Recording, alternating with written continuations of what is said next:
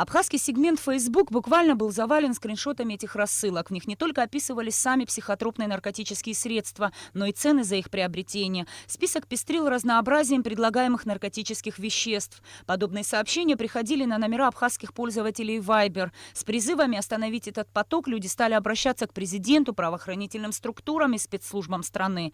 Как выяснилось, данная схема рассчитана на переход по предлагаемой ссылке публичного канала Telegram или перезвона по системе Viber, в результате чего со счета абонента списывались денежные средства. Убедительная просьба ко всем, кто получил данную анонимную рассылку, не активировать приложение, не давать СМС-подтверждение активации с ваших телефонов и не производить обратного вызова на абонент рассылки. С вашего счета спишутся денежные средства.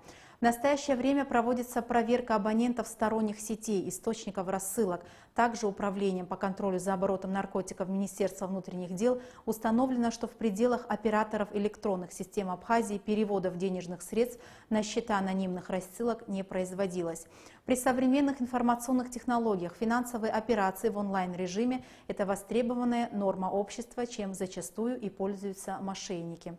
Проще говоря, это обычное мошенничество. Если вы перешли по ссылке и зарегистрировались, значит, вы потеряете деньги.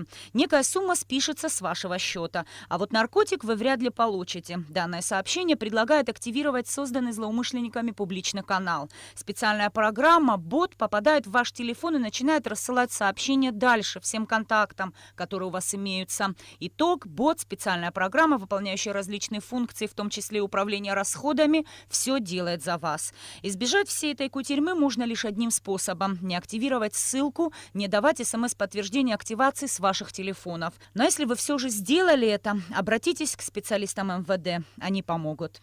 Нисфа Аршба, Саида Гухава, Абхазское телевидение.